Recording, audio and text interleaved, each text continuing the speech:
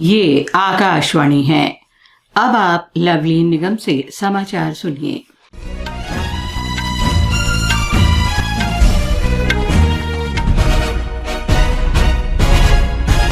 संसद के दोनों सदनों में राष्ट्रपति द्रौपदी मुर्मू के अभिभाषण पर धन्यवाद प्रस्ताव के बाद आज लोकसभा में चर्चा फिर से शुरू हुई।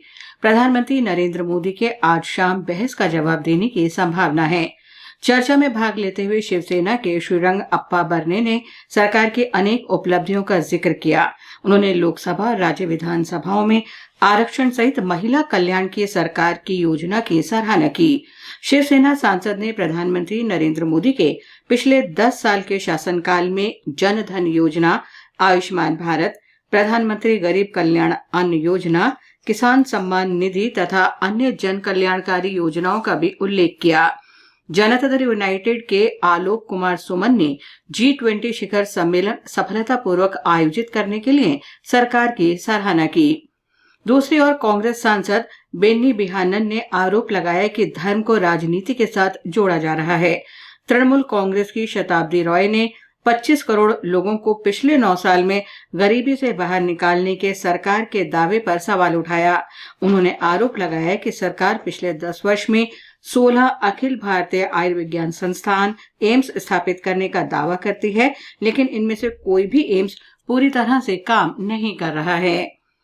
सरकार ने स्पष्ट किया कि कुछ राज्यों के कर हस्तांतरण के मामले में सरकार कुछ नहीं कर सकती है, क्योंकि ये पूरी तरह से वित्त आयोग की सिफारिशों पर आधारित है। वित्त मंत्री निर्मला सीतारामन ने कहा कि इस मामले में केंद्र का न कोई अधिकार है और न ही कोई भूमिका। कुछ राज्यों के साथ होने वाला भेदभाव राजनीति से प्रेरित है। वे कांग्रेस नेता अधीर रंजन चौधरी के आरोपों को लेकर लोकसभा में पूरक प्रश्नों का उत्तर दे रही थीं। श्री चौधरी ने आरोप लगाया कि कर्नाटक और अन्य गैर भाजपा शासित राज्यों के साथ कर हस्तांतरण की कटौती में केंद्र सरकार ने अन्याय किया है। श्रीमती सीतारामन ने कहा कि कर हस्तांतरण प्रणाली ठीक तरह से काम कर रही है। उन्होंने कहा कि वस्तु और सेवा कर GST, विशेषकर राज्य वस्तु और सेवा कर SGST राज्यों को 100% हस्तांतरित कर दी जाती है। लोकसभा में सरकार ने आज लोक परीक्षाएं अनुचित तरीकों की रोकथाम विधेयक 2024 पेश किया। इसका उद्देश्य लोक परीक्षाओं में अनुचित तरीकों के उपयोग को रोकना है। कार्मिक राज्य मंत्री जितेंद्र सिंह ने विधेयक पेश किया। इसके अलावा जम्मू कश्मीर स्थानीय निकाय कानून संशोधन विधेयक 2024 भी लोकसभा में पेश किया गया।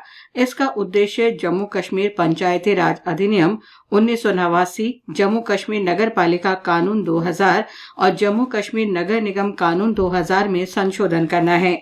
गृह राज्य मंत्री नित्यानंद राय ने भी ये विधेयक पेश किया। राज्यसभा में आज जल प्रदूषण की रोकथाम के अधिनियम में संशोधन का विधेयक पेश किया गया। इस विधेयक का उद्देश्य जल प्रदूषण नियंत्रण और रोकथाम के अधिनियम 1974 में संशोधन करना है। पर्यावरण राज्य मंत्री अश्विनी चौबे ने विधेयक पेश किया। अनुसूचित जनजातियों से संबंधित संविधान संशोधन विधेयक 2024 भी राज्यसभा में पेश किया गया।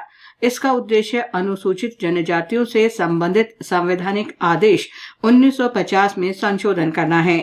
ओडिशा में अनुसूचित जातियों और अनुसूचित जनजातियों से जुड़े 1950 के संवैधानिक आदेश को संशोधित करने का विधेयक भी राज्यसभा में पेश किया गया। केंद्रीय जनजातीय कार्य मंत्री अर्जुन मुंडा ने ये तीनों विधेयक पेश किए। विधि और न्याय मंत्री अर्जुन राम मेघवाल ने कहा है कि मोदी सरकार की नीति है कि भ्रष्टाचार को कतई बर्दाश्त नहीं किया जाएगा। आज नई दिल्ली में मीडिया से बातचीत में श्री मेघवाल ने कहा कि जो कोई भी भ्रष्टाचार में लिप्त है उसे जांच एजेंसियों के सामने पेश होना होगा। उन्होंने प्रवर्तन निदेशालय के समन की अवहेलना के लिए दिल्ली के मुख्यमंत्री अरविंद केजरीवाल की आलोचना की। सुप्रसिद्ध भारतीय संगीतज्ञों शंकर महादेवन, जाकिर हुसैन के फ्यूजन बैंड शक्ति ने आज प्रतिष्ठित ग्रैमी अवार्ड जीता है। उन्होंने ये पुरस्कार अपने नवीनतम एल्बम दिस मूवमेंट के लिए सर्वश्रेष्ठ ग्लोबल म्यूजिक एल्बम वर्ग में जीता है। ये एल्बम पिछले वर्ष जून में रिलीज किया गया था। इसके साथ ही ये समाचार बुलेटिन समाप्त हुआ।